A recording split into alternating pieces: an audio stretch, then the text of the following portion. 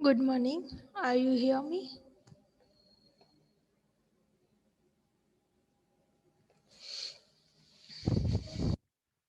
Please type in chat box. All right. આજે આપણે સીઆઈએસના lecture થોડુંક આપણે ઇન્ટ્રોડક્શન અને ચેપ્ટરની અંદર થોડીક ડેફિનેશન્સ જોઈ હતી, જેની અંદર આપણે જસ્ટ ક્વિક રિવાઇઝ કરી લઈએ એટલે એક લિંક બની જાય આપણે. તો સૌથી પહેલાં આપણે સીઆઈએસની અંદર કંટ્રોલ ઇન્સ્ટ્રુમેન્ટેશન સિસ્ટમ, બરાબર, તમારા સિસ્ટમને કઈ રીતના તમે કંટ્રોલ કરશો, બરાબર, એ બધી વસ્તુ આ સબ્જેક્ટની અંદર આવશે. સેકન્ડ વન ઇઝ આપણે distribution of the theory marks જોયું હતું કે તમારા જે ચેપ્ટરની અંદર કેટલા માર્ક્સનું કયું ચેપ્ટર કેટલા માર્ક્સનું આવે છે. તો ફર્સ્ટ ચેપ્ટર જે છે ઇન્ટ્રોડક્શન ઓફ કંટ્રોલ સિસ્ટમ, બરાબર, એ છે 21 માર્ક્સ. પછી 14 marks chapter number 2 and 3 is equally weightage is a 14 marks, and fourth chapter is a 10 marks and last chapter is 11 marks. બરાબર, ડિસ્ટ્રીબ્યુશન ઓફ માર્ક્સ જોયું હતું. Then after આપણે unit 1 જે start કર્યું હતું, ઇન્ટ્રોડક્શન ઓફ કંટ્રોલ સિસ્ટમ, કે control સિસ્ટમનું જે બેઝિક ઇન્ટ્રોડક્શન છે એ આપણે જોયું હતું. અને વેરિયસ ટાઈપ ઓફ ધ આપણે ટોપિક્સ ક્યાં ક્યાં જોવાના છે ચેપ્ટરની અંદર એ આપણે થોડુંક બેઝિક જોયું હતું. ધેન આફ્ટર આપણે વેરિયસ ડેફિનેશન જોઈ હતી, અલગ અલગ ડેફિનેશન્સ જોઈ હતી. Plant, process, system, what is a system, બરાબર, સિસ્ટમ કોને કહેવાય. ધેન આપણે control system, open loop system, close loop system, બરાબર, આપણે અલગ અલગ સિસ્ટમ ડેફિનેશન્સ જોઈ હતી. હવે મેઇન જે પોઈન્ટ છે આપણે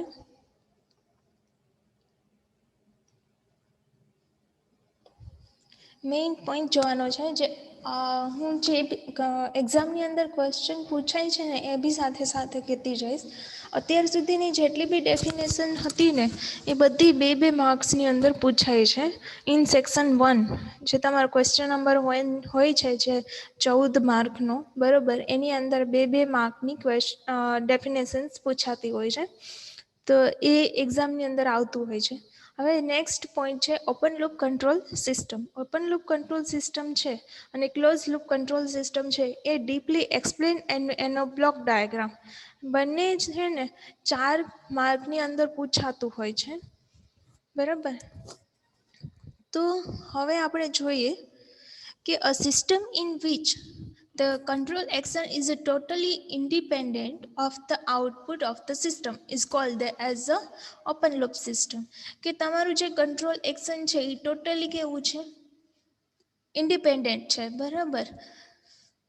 એટલે મેં કઈ રીતના કીધું કે કોઈ પ્રોસેસ, કોઈ તમારી સિસ્ટમ છે એની અંદર પહેલાં શું કર્યું હોય, પ્રોગ્રામિંગ લોડેડ હોય, બરાબર, પ્રોગ્રામિંગ પહેલેથી જ લોડ કરેલું હોય અને એ અકોર્ડિંગ આખી પ્રોસેસ છે એ કન્ટિન્યુ ચાલ્યા રાખે, બરાબર.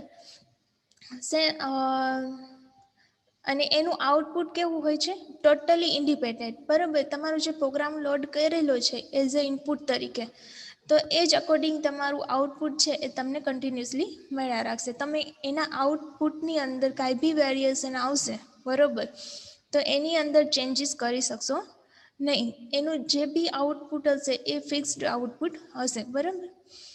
Reference input is a R of T. એ જે આપણે ઇનપુટ આપી છે ને, this is called the reference input. Second one is apply to the controller. કોને આપવામાં આવે છે, તમારા કંટ્રોલરને. Which generate the actuating signal U of T. એ શું કરે છે, તમારું એક્ચ્યુએટિંગ સિગ્નલ છે એ જનરેટ કરે છે, બરાબર. And you of T actuate the process two gives the controlled output sea of T. અને યુ ઓફ ટી છે, બરાબર, તમારું જે એક્ચ્યુએટિંગ સિગ્નલ છે એ કોને પ્રોવાઈડ કરશે, તમારા પ્રોસેસને. પ્રોસેસ એટલે તમારું જે પ્લાન્ટ લખેલો છે તે, બરાબર, જે એકચ્યુઅલ પ્રોસેસ થાય છે એ જગ્યાએ તમારું એક્ચ્યુએટિંગ સિગ્નલ પ્રોવાઈડ કરશે.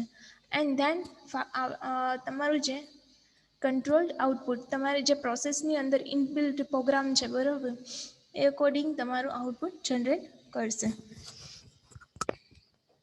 કઈ રીતના આપણે એના એક્ઝામ્પલ જોઈએ. મેં જસ્ટ તમને કહી દીધું કે ઓપન લૂપ સિસ્ટમની અંદર આવું આવું હોય છે, બટ એક એક્ઝામ્પલ જોઈએ. એક્ઝામ્પલ પહેલાં આપણે એના એડવાન્ટેજ એન્ડ ડિસએડવાન્ટેજ જોઈએ. કે પહેલાં એના એડવાન્ટેજ શું છે કે સિમ્પલ કન્સ્ટ્રક્શન એન્ડ ડિઝાઇન. શું હોય છે કે સાવ સિમ્પલ કન્સ્ટ્રક્શન હોય છે અને એનું ડિઝાઇન હોય છે. ઇકોનોમિક હોય છે, વધારે કોસ્ટલી નથી હોતું, એ ઇકોનોમિક નોર્મલ રેન્જની અંદર તમને મળી જાય છે. ઇઝી મેન્ટેનન્સ, એનું મેન્ટેનન્સ કેવું હોય છે, ઇઝી હોય છે. Not much problems of stability. Stability કોની કહેવાશે? Any idea?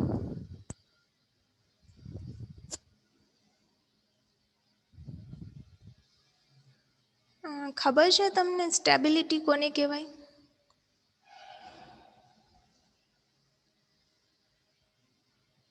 હા, તો એક્સપ્લેન કરો થોડુંક કે સ્ટેબિલિટી કોને કહેવાશે.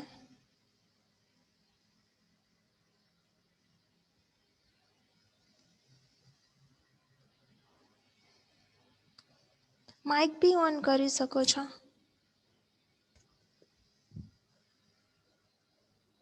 એટલે મેમ સ્ટેબિલિટી એટલે ઓલું કે આપણે બેલેન્સ જેવું સ્ટેબિલિટી એની અંદર બનાવી રાખવું, મીન્સ કે એમ બેલેન્સ બનાવી રાખવું કોઈ પણ વસ્તુનું. યસ, ઓલમોસ્ટ રાઈટ છે. કે આપણે કોઈ કહી કે ધારો કે આની અંદર જ વાત કરીએ તો તમારો પ્રોસેસની અંદર ઇનબિલ્ડ પ્રોગ્રામ છે બરાબર. તો એ અકોર્ડિંગ તમારી આખી પ્રોસેસ ચાલ્યું રાખે છે કન્ટિન્યુઅસલી, એકને એક પ્રોસેસ ચાલુ કર્યા રાખે છે. બરાબર, પણ એની અંદર કોઈ વેરિએશન નથી આવતું, કોઈ ડિસ્ટર્બન્સ ઊભું નથી થતું બરાબર. કારણ કે પ્રોગ્રામિંગ ઓલરેડી લોડેડ છે બરાબર, એ અકોર્ડિંગ ચાલ્યા રાખે છે. તો એના લીધે કોઈ ડિસ્ટર્બન્સ ઊભું નથી થતું બરાબર. તો એ વસ્તુ ડિસ્ટર્બન્સ ના આવે તો તમારી જે આખી પ્રોસેસ છે એ કન્ટિન્યુઅસલી કેવું કરશે, ચાલ્યા રાખશે બરાબર. This is stable. જો ઇનકેસ એની અંદર કોઈ ડિસ્ટર્બન્સ આવશે બરાબર, તો તમારી આખી પ્રોસેસ છે એ અનસ્ટેબલ થઈ જશે. Got it? બટ આની અંદર શું છે કે તમારી જે પ્રોસેસ જે ઓપન લૂપ કંટ્રોલ સિસ્ટમ છે બરાબર, એની અંદર આવા પ્રોબ્લેમ આવતા નથી સ્ટેબિલિટીને અકોર્ડિંગ. કારણ કે એકને એક પ્રોસેસ શું કરે છે, કન્ટિન્યુઅસલી ચાલ્યા રાખે છે. જ્યાં સુધી એની અંદર ઇનબિલ્ટ કોઈ એની અંદર કોઈ પ્રોગ્રામ એની અંદર કોઈ પ્રોબ્લેમ નહીં આવે ને ત્યાં સુધી એ શું કરશે, કન્ટિન્યુઅસલી ચાલ્યા રાખશે. Got it?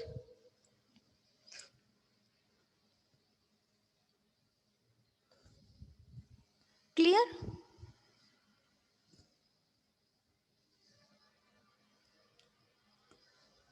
ઓલરાઈટ, હવે એના ડિસએડવાન્ટેજીસ જોઈ લઈ. કે inaccurate and unstable, because accuracy is dependent on accuracy of calibration. શું કહે છે કે એ ઇનએક્યુરેટ છે અને અનસ્ટેબલ છે બરાબર. કોના ઉપર ડિપેન્ડ કરે છે કે is accuracy of the calibration ઉપર ડિપેન્ડ કરે છે. કઈ રીતના એક્યુરેટ ને અનસ્ટેબલ કીધું? બિકોઝ એક પ્રોસેસ છે એ કન્ટિન્યુઅસલી ચાલ્યા જ રાખે છે બરાબર, પણ ઇનબિલ્ડ કંઈ પ્રોબ્લેમ આવ્યો, ઇન્ટરનલ કોઈ ડિસ્ટર્બન્સ આવ્યું બરાબર, તો ક્યારેક શું થઈ જશે, એની અંદર નોર્મલ તો વેરિએશન્સ આવતા જ હશે બરાબર. તો એના લીધે શું થશે કે ઇનએક્યુરેટ એન્ડ અનસ્ટેબલ હોય છે. Second one is the inaccurate result are obtained with parameter variation and internal disturbance. હવે ઇનએક્યુરેટ રિઝલ્ટ કઈ રીતના મળે છે, તો કે અંદર જો કોઈ પેરામીટરના વેરિએશન આવે બરાબર, કોઈ બી તમારું પેરામીટર હોય એનું વેરિએશન આવે, અધરવાઇઝ એની ઇન્ટરનલ ડિસ્ટર્બન્સ ઊભો થાય કાંઈ બરાબર, મિકેનિકલ ફોલ્ટ છે, કઈ બી રીઝનને લીધે શું થશે, કંઈ બી પ્રોબ્લેમ થશે, ઇન્ટરનલ પ્રોબ્લેમ્સ. તો એના લીધે શું થશે, તમારું ઇનએક્યુરેટ રિઝલ્ટ જનરેટ થશે. And last disadvantages is to maintain quality and accuracy, recalibration of the controller is necessary from time to time. હવે શું કરવું પડે છે કે તમારું જો મેન્ટેન કરવું હોય ક્વોલિટી અને એક્યુરેસી, તો એના માટે શું કરવું પડે, તમારા કંટ્રોલરને રિકેલિબ્રેશન કરવું પડે ટાઈમ ટુ ટાઈમની અંદર, બરાબર. ત્યારે તમારી જે ક્વોલિટી છે અને એક્યુરેસી છે એ શું કરશે, કન્ટિન્યુ રહેશે. Clear this advantage and disadvantages.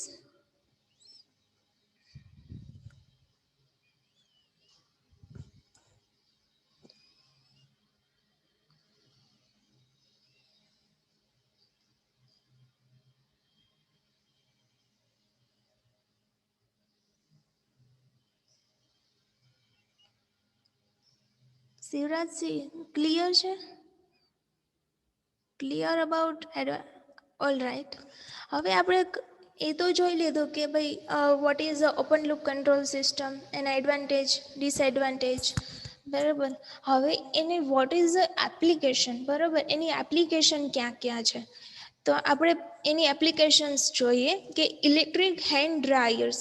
Electrical hand ડ્રાયર્સ, તમે રેસ્ટોરન્ટની અંદર જમવા જાઓ છો, બરાબર, ત્યાં તમે હેન્ડ વોશ કરીને તમારા હાથ સુકવવા માટે એક ઇલેક્ટ્રિક હેન્ડ ડ્રાયર હોય. ત્યાં જેવું જ તમે હાથ નીચે રાખશો એ તમારા હેન્ડને સેન્સ કરીને શું કરશે, એની જે હોટ એર છે, બરાબર, વોર્મ એર છે, એ શું કરશે, તમારા હાથ ઉપર ફ્લો કરાવશે, જેથી તમારા હાથ છે એ ડ્રાય થઈ જાય. એ શું છે, ઇનબિલ્ટ પ્રોસેસ છે, ઇનબિલ્ટ પ્રોગ્રામિંગ લોડેડ છે, કે તમારે એક પ્રોસેસ છે એ કન્ટિન્યુઅસલી ચાલ્યા રાખે છે, એની અંદર તમારે વેરિએશન આવતું નથી, બરાબર. કે તમે જેવો જ હાથ પાછો રાખો તો એ શું કરશે, વોર્મ એર તમારા હાથને ડ્રાય કરશે, બરાબર. એ આખી પ્રોસેસ શું છે, કન્ટિન્યુઅસલી ચાલ્યા રાખે. This is open loop control system. એવી જ રીતના સેકન્ડ એક્ઝામ્પલ છે ઓટોમેટિક વોશિંગ મશીન, બરાબર. ઓટોમેટિક વોશિંગ મશીનની અંદર એવી જ રીતના જ છે કે તમારે જે બી કપડાં કંઈ ધોવાના છે તો એને શું અંદર પાણી નાખી દો ફિક્સ અમાઉન્ટની અંદર, પછી વોશિંગ પાવડર નાખી દો, પછી કોઈ એ પોતાનો ટાઈમિંગ લેશે 45 મિનિટ, અને પછી એકોર્ડિંગ તમારા કપડાં ધોવાઈ જશે, પાણી બી બહાર નીકળી જશે, અને તમારા જે કપડાં છે એ ડ્રાય બી થઈ જશે. તો આને અલગથી તમારે કોઈ આઉટપુટને અકોર્ડિંગ તમારે પાછું ચેન્જીસ કરવું નથી પડતું, બરાબર. એ આખી પ્રોસેસ છે એ કન્ટિન્યુઅસલી શું કરશે, ચાલ્યા કરશે. Next one is the bread toaster. Bread ટોસ્ટરની અંદર બી જ એવી રીતના છે કે તમે બ્રેડને અમુક ટાઈમ સુધી અંદર શેકાશે, જે રીતના બ્રેડ ટોસ્ટ થઈ જશે એ ઓટોમેટિકલી શું થશે, બહાર નીકળી જશે, બરાબર. તો એ બી એક કેવું પ્રોગ્રામિંગ ફિક્સ છે એનું. Second one is the automatic coffee and milk server, બરાબર, કે ઓટોમેટિક કોફી બની જાય એની અંદર, બરાબર. તો એ બી એક પ્રોગ્રામિંગ લોડેડ છે.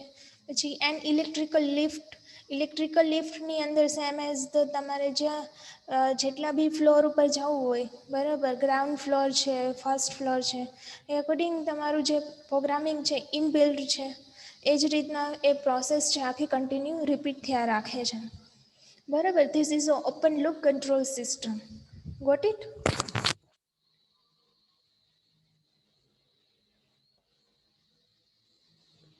Clear this?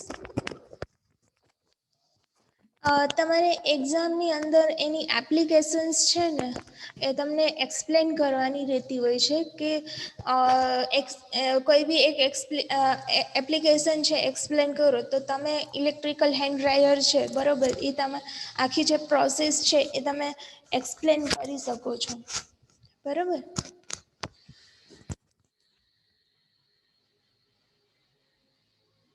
Second one is the close loop control system, બરાબર. આપણે પેલા ઓપન લૂપ કંટ્રોલ સિસ્ટમ જોઈ લીધું. હવે એ જ રીતના આપણે ક્લોઝ લૂપ કંટ્રોલ સિસ્ટમ જોઈ કે આ system in which the control action છે એ somehow depend on your output. શું કહે છે કે તમારી જે કંટ્રોલ એક્શન છે, કંટ્રોલ એક્શન એટલે શું, તમારો એઝ એ યોર આઉટપુટ, બરાબર, એ કોના ઉપર ડિપેન્ડેન્ટ છે, તો કે તમારા આઉટપુટ ઉપર ડિપેન્ડન્ટ છે, બરાબર. કઈ રીતના છે આપણે જોઈએ આગળ. The generalize close loop feedback system is show in figure, બરાબર. આર ઓફ ટી ઇઝ અહીંયા આવશે, ઇઝ અ રેફરન્સ ઇનપુટ, બરાબર. E of t is a error signal, B of t is a feedback signal, U of t actuating signal or manipulated signal, this one, બરાબર. And C of t is the controlled output. Got it? What is the actuating signal? The actuating signal કોને કહેવાશે? The signal that is the difference between the reference input and the feedback signal. This is your actuating signal. Actuating signal શું છે? તો કે તમારું difference છે. કોનો difference છે? તો કે રેફરન્સ ઇનપુટ અને ફીડબેક સિગ્નલ છે. બરાબર. આ બંનેનું શું છે? ડિફરન્સ છે. And feedback signal if actuates the control unit in order to maintain the output of desired value. Feedback signal શું છે કે તમારે જે ડિઝાયર વેલ્યુ છે બરાબર એ મેન્ટેન કરવા માટેનું એક signal again in error again અહીંયા આપવામાં આવે છે બરાબર. Is a part of output is a feedback to the input B of t. બરાબર. શું કહે છે કે તમારું જે પાર્ટ છે બરાબર ફીડબેક સિગ્નલ બરાબર એ this is called the B of t.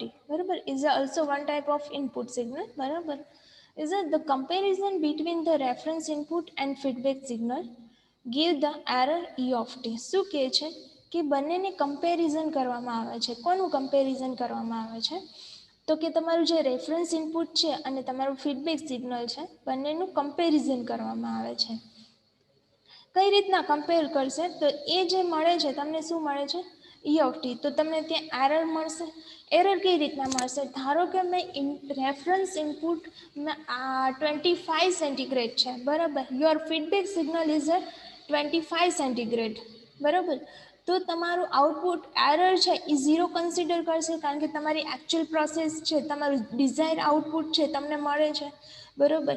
તો એરર શું મળશે? તમને 0 મળશે. When feedback signal is a positive, જ્યારે તમારું ફીડબેક સિગ્નલ પોઝિટિવ હોય બરાબર positive system is called the positive feedback system and E of t is equal to R of t plus B of t. બરાબર.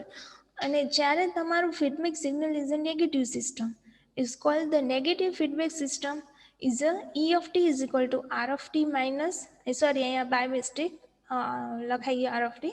This is a B of t. બરાબર. R of t minus B of t. This error is applied to the controller which gives the actuating signal is a U of t for the process. બરાબર. શું કહે છે? જો આની અંદર કઈ રીતના હોય આખું ફીડબેક સમજાવી દો તમને પહેલા કે આર ઓફ ટી છે in case your set point is 25 centigrade બરાબર. તો ઇન પ્રોસેસની અંદર ઇન્ટરનલ ડિસ્ટર્બન્સ કોઈ બી ડિસ્ટર્બન્સના લીધે પ્રોસેસની અંદર તમારું જે સેન્ટીગ્રેડ છે 26 સેન્ટીગ્રેડ થઈ ગયું બરાબર. But your input is also 25 centigrade but in the process internal disturbance તો એના લીધે શું થાય છે 26 સેન્ટીગ્રેડ થઈ ગયું. તો your output is also 26 centigrade.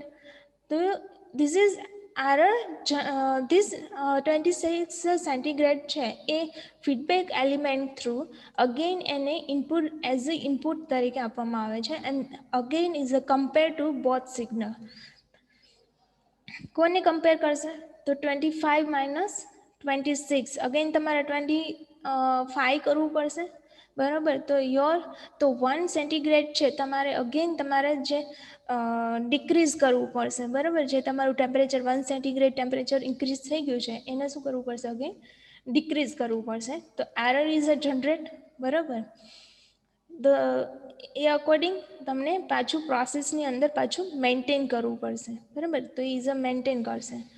Next one in case your temperature is a decrease 25 centigrade છે બરાબર અને તમારી પ્રોસેસની અંદર somehow temperature will be decrease તો 24 સેન્ટીગ્રેડ થઈ ગયું. તો feedback element through your signal give to the error detector and then તમારું જે આઉટપુટ છે બરાબર બંને જે સિગ્નલ છે ઇનપુટ સિગ્નલ્સ કમ્પેર કરવામાં આવશે અને 1 સેન્ટીગ્રેડ છે એ ડિક્રીઝ થયું છે બરાબર. તો એને પાછું 1 સેન્ટીગ્રેડ છે ઇન્ક્રીઝ કરશે. શું કામ? કારણ કે તમારું જે કારણ કે 1 સેન્ટીગ્રેડ છે એ તમારે 25 સેન્ટીગ્રેડ મેન્ટેન કરવું પડશે, બરાબર. તો એટલા માટે અહીંયા શું કરશે કે 1 સેન્ટીગ્રેડ અગેન ઇન્ક્રીઝ કરશે. તો પાછું ફીડબેક એલિમેન્ટ છે એ 25 સેન્ટીગ્રેડ અહીંયા આપશે, તો બરાબર. તો બંને જે સિગ્નલ હશે ઇક્વલી હશે. તો your reference input and feedback signal is equal. તો એરર સિગ્નલ કેવું હશે? 0. તો કન્ટિન્યુઅસલી પ્રોસેસ છે એ ચાલ્યા રાખશે. તો ફીડબેક એલિમેન્ટનું વર્ક આવી રીતના હોય છે. This action of the controller will be drive the controller output in such manner so that error is reduced to 0. જે મેં લાસ્ટમાં તમને કીધું એ બરાબર. Feedback signal is equal to the reference input, બરાબર. હવે 0 ક્યારે થશે કે જ્યારે તમારું ફીડબેક સિગ્નલ છે એ કોને ઇક્વલ હશે? Is equal to the your reference input, બરાબર. ત્યારે તમારું જે એરર છે એ કેવી હશે? 0 થઈ જશે, બરાબર. Clear this point? Please type in your chat box yes or no. All right. તેના બી અમુક એડવાન્ટેજીસ એન્ડ ડિસએડવાન્ટેજીસ છે. તો ફર્સ્ટ ઓફ ઓલ એડવાન્ટેજીસની અંદર આવશે તમારે accuracy is a very high. Accuracy વધારે હાઈ હોય છે કારણ કે થોડોક બી ચેન્જીસ આવે છે, બરાબર. એના લીધે શું થાય છે કે તમારું અગેન એરર જનરેટ કરે છે, બરાબર. એરર જનરેટ કરીને અગેન બંને સિગ્નલ કમ્પેરિઝન કરે અને કમ્પેરિઝન કરીને પાછું એને એકચ્યુઅલ એ જે એરર છે એને ડિક્રીઝ કરવાની ટ્રાય કરે છે. તો that's why the accuracy will be high. Okay. As any error arising is corrected or parametric changes, internal disturbance, etc. are correct the same. Okay. મેં તમને જેમ સમજાવ્યું કે એક્યુરેસી વિલ બી હાઈ, કઈ રીતના એક્યુરેસી હાઈ હોય છે? Second point is the reduce the effect of non-linearities. શું કહે છે કે નોન લિનિયરિટીઝ ઇફેક્ટ છે એને શું કરે છે? ઓછી કરે છે. કઈ રીતના ઓછી કરશે?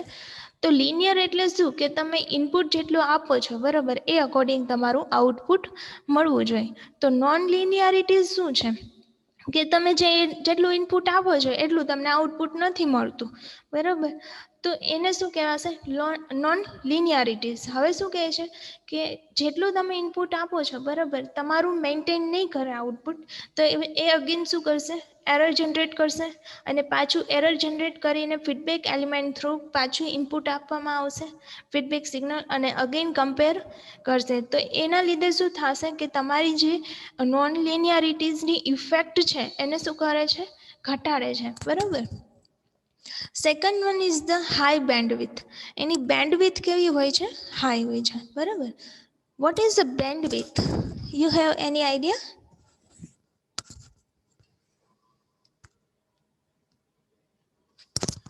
Right.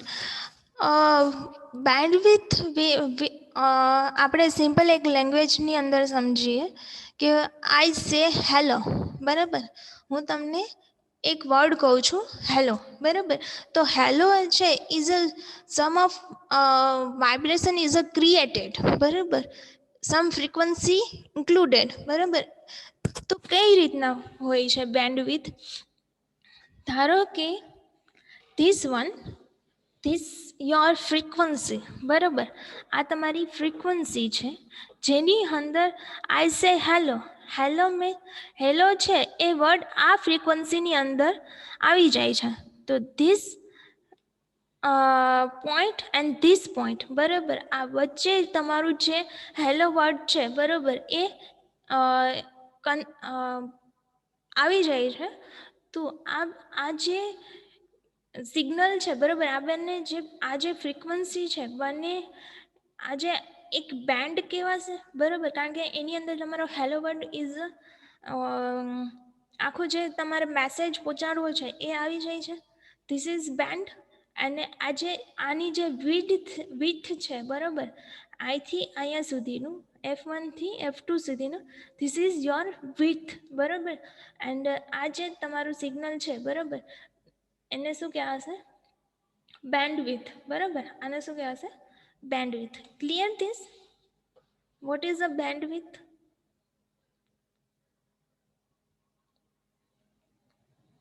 All right, next point ઉપર જઈએ. ફેસિલિટીઝ ઓટોમેશન, બરાબર, કે ઓટોમેશનની અંદર is also used. Second one is the disadvantages. ડિસએડવાન્ટેજીસની અંદર શું કહે છે? Is a complicated design.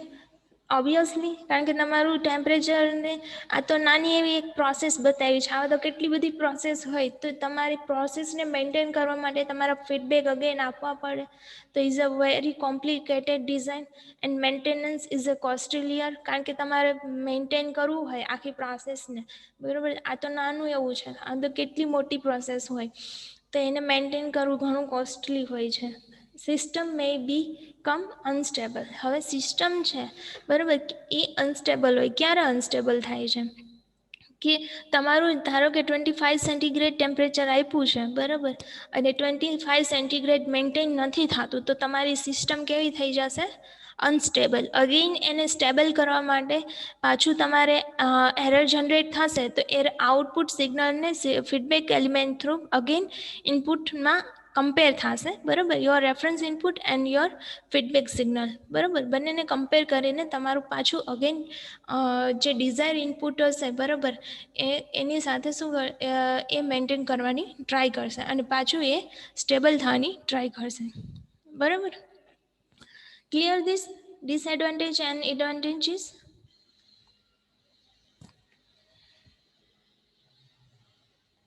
all right, this is yes, your applications. હવે આપણે ક્લોઝ લૂપ સિસ્ટમ તો જોઈ લીધી. હવે એની એપ્લિકેશન ક્યાં છે? તો કે ઓટોમેટિક ઇલેક્ટ્રિક આયન્સ. તમે ઘરે જે ઇસ્ત્રી કરો છો, બરાબર, તો એની અંદર કેવું હોય કે ઇલેક્ટ્રિકલ આયન્સ, કે એની અંદર કેવું હોય કે ટેમ્પરેચર છે તમારે ખબર વધી જાય તો ઓટોમેટિક તમારું બંધ થઈ જતું હોય છે, બરાબર. This is automatic electrical irons. Voltage stabiliser, વોલ્ટેજને સ્ટેબિલાઇઝ કરવા માટે બી ત્યાં બી close loop control system use થતો હોય છે. DC motor speed control by tacho feedback. તમારી જે ડીસી મોટર છે એને સ્પીડ કંટ્રોલ કરવા માટે ટેકો ફીડબેક યુઝ થાય છે. Walking on the road. તમે જ્યારે રોડ ઉપર ચાલતા હોય, બરાબર, ત્યારે તમારું જે વચ્ચે કોઈ ખાડો આવે તો તમારું જે આંખ જોશે, આંખ જોઈને તમારા જે સિગ્નલ હશે એ બ્રેઇનને સેન્ડ કરશે, અને બ્રેઇન છે એ કંટ્રોલ યોર લેગ્સ, બરાબર. તો આ રીતના ક્લોઝ લૂપ કંટ્રોલ સિસ્ટમ છે, બરાબર. પ્રિસ્પિરેશન, મિસાઇલ લોન્ચર્સ અને સન સિકર સોલાર સિસ્ટમ. મિસાઇલ લોન્ચર્સ એટલે શું? કે તમારું જે ટાર્ગેટ હશે એ અકોર્ડિંગ તમારું આખું ટાર્ગેટ ડિસાઇડ કરવામાં આવશે. સન સિકર સોલાર સિસ્ટમ, જ્યારે સનની જે પોઝિશન છે એ ચેન્જ થશે, બરાબર, એ અકોર્ડિંગ તમારું જે સોલાર જે સોલાર પ્લેટ હશે, બરાબર, એની મૂવમેન્ટ થશે. એનું એક એક્ઝામ્પલ મેં લીધું છે. આ એક્ઝામ્પલ પૂછાતા હોય છે એક્ઝામની અંદર, બરાબર, તો તમારે થોડું યાદ રાખવાનું રહેશે. ઓટોમેટિક ઇલેક્ટ્રિકલ આયન્સ, તો એની અંદર કેવું હોય કે ડિઝાયર તમારે ઇનપુટ આપ્યું, બરાબર, ઇલેક્ટ્રિકલ એનર્જી, પછી એની અંદર ટાઈમર લગાવેલું હોય છે, બરાબર, કે હીટિંગ એલિમેન્ટ, હીટિંગ જે નીચેની પ્લેટ છે એ હીટ થતી હોય છે. This is output. હીટ કોને આપશે? પ્રોસેસ શું છે તમારી? ક્લોથ્સને પ્રેસ કરવાની, બરાબર. તો એકચ્યુઅલ ડ્રાયનેસ, તો અગેન જો તમારું ક્લોથ છે, બરાબર, હીટ ઓછી હશે, ક્લોથ પ્રેસ સરખા નહીં થયા હોય, તો again your sensor is give to the error generate કરીને તમારા ટાઈમરને આપશે, અને અકોર્ડિંગ તમારું જે સિગ્નલ છે એ ડિઝાયર ઇનપુટ સાઇડ પહોંચવાની ટ્રાય કરશે, બરાબર. This is basically close loop system. Clear this?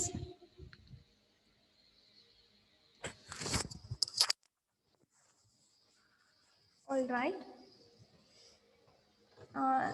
you already 11:35, so આજે આપણે આટલું જ રાખીએ. નેક્સ્ટ લેક્ચરની અંદર આપણે કમ્પેરિઝન જોશી close loop and open loop control સિસ્ટમની. આ આખો જે ચાર્ટ છે એ 7 માર્ક્સની અંદર એક્ઝામની અંદર પૂછાતો હોય છે. તો નેક્સ્ટ લેક્ચરની અંદર આપણે કમ્પેરિઝનથી ચાલુ કરશું. તો અહીંયા સુધી કોઈ ડાઉટ નથી ને? આપણે કેટલું જોયું આજે? Open loop system and close loop system. Clear both topics?